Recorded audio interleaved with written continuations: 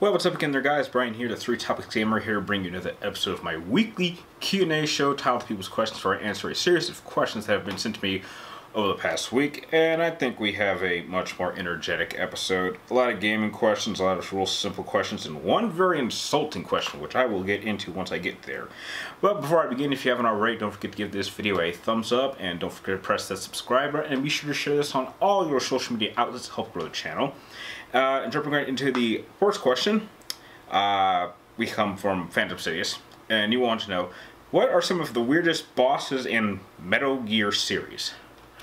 Weirdest bosses? Well, I guess Psycho Mantis in Metal Gear Solid 1 is a bit weird but creative, because he can kind of mess with your controller. So if you don't know, the way you beat him is technically he hacks your controller. So what you do is you basically just unplug your controller and then plug it into like the second port. So now he can't hack into your controller anymore because you're using a different, a different port. Creative, but a little bit weird. I think Fat Man in Metal Gear Solid 2 is a bit weird. The Fear in Metal Gear Solid 3, definitely weird. I mean, he does this really weird thing with his tongue.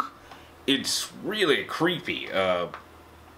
And how his body moves. He's like a back, like he walks up. He walks and moves like Bray Wyatt does, where he kind of does that upside down like spider walk thing. I mean, so yeah, Metal Gear Solid certainly doesn't have any shortage of weird bosses, but they all serve a purpose. Next question comes from Zack Taft, and you want to know, how would Anakin beat Malik, and who would be a better general? Okay, that's 2 questions. I don't think Anakin... Okay, Anakin is very overrated. Anakin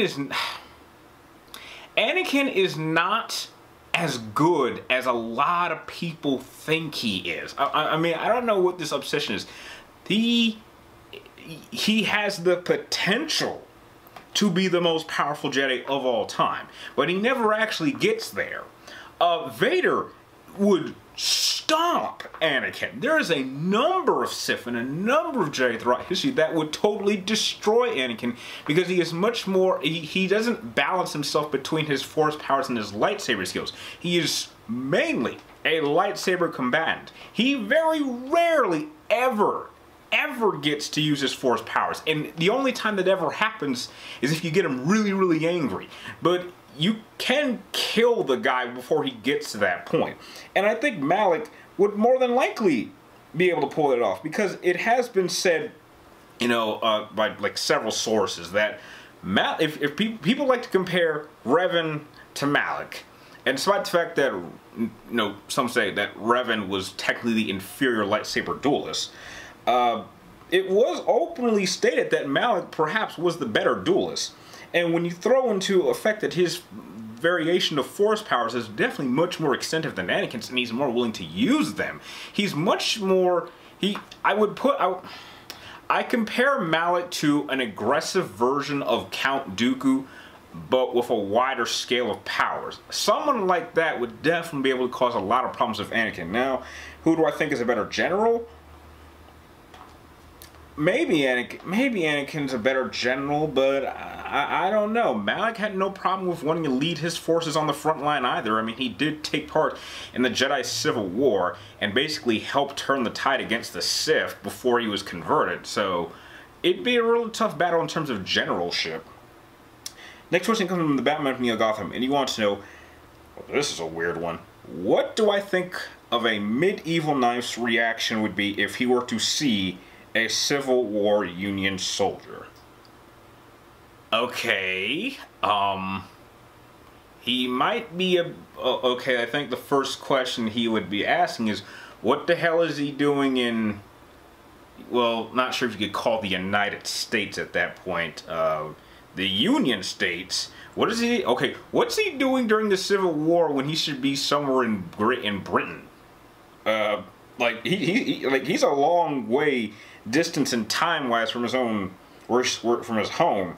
I think he'd be confused. He would just be confused. He wouldn't know where he is. He wouldn't know what this guy is.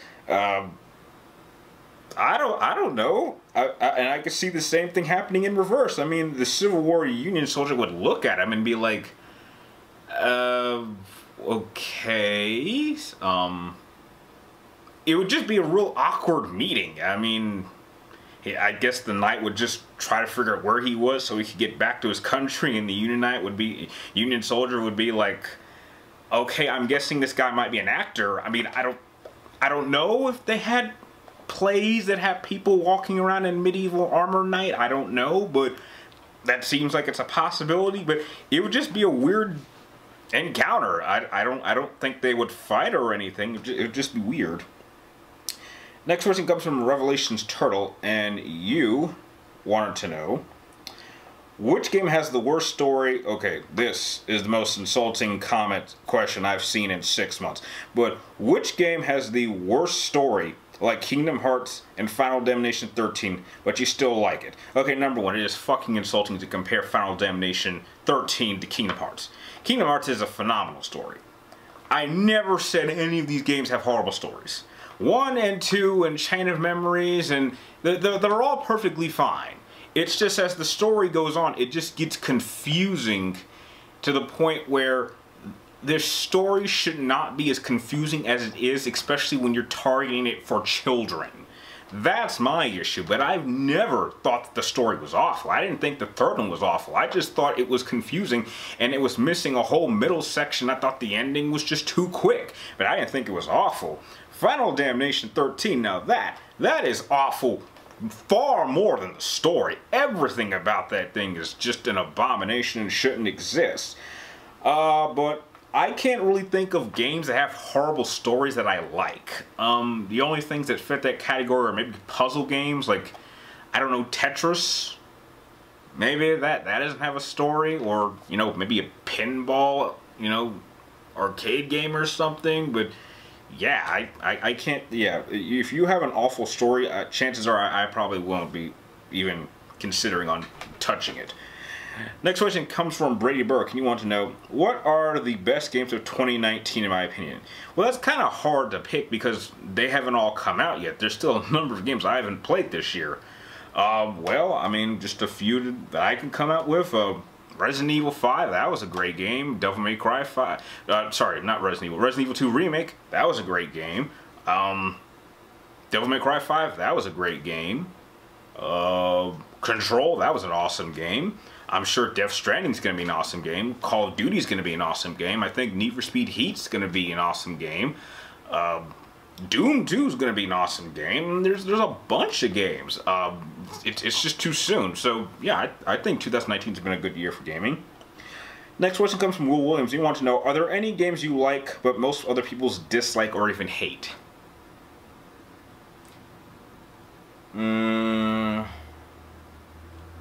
No.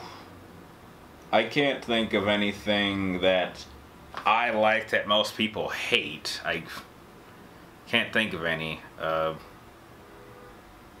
If a lot of people hate a certain game, it's probably because it was an awful game, and I'm not into collecting awful games. And the last question of the episode comes from Shadow Decis Gaming, and you want to know, in episode 3, why do I think Obi-Wan Kenobi thinks he could kill the Emperor when he gets knocked out every time when he fights Dooku? I think Obi-Wan Kenobi's just emotional at that moment. I mean, he had just seen Anakin strike a few other Jedi in the Hollow Sphere, so he's a bit emotional right now. He's like, oh my god, Palpatine was the evil Sith, I gotta take this guy out.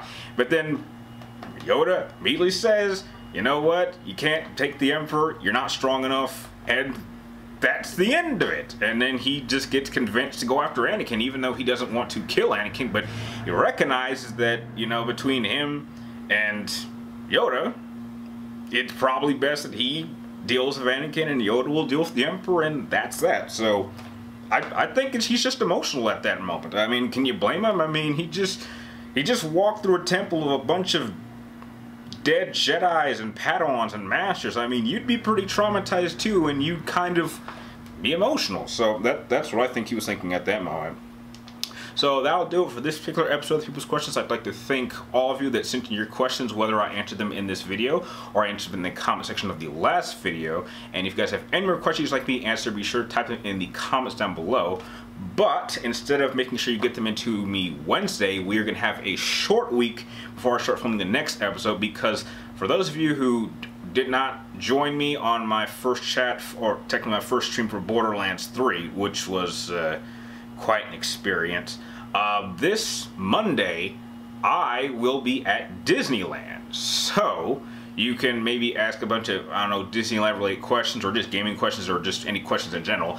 I'm going to be there for about 12 hours, from like 9 in the morning to like 9 at night, and I think I'm going to film people's questions maybe around noonish, maybe 1. I think I'm going to film it on the Ferris wheel in California Adventure, because I think the first thing I'm doing is I'm going to Galaxy's Edge first, so I can just do all my shopping and then get it back to my bus, and then spend the rest of the day just filming footage and then going on rides.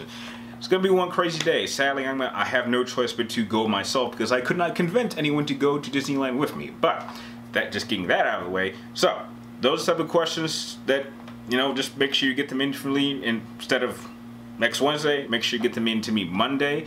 I'm probably gonna have to look through them on my phone, or maybe if I can get a copy of them, then I'll just take a picture of them and I'll have all the, you know, pick the questions on my phone. That way it'll make it easier to film it. So yeah. So with that said, I'd like to thank all of you guys for watching. You're awesome, and I will see you next time when I'm at Disneyland.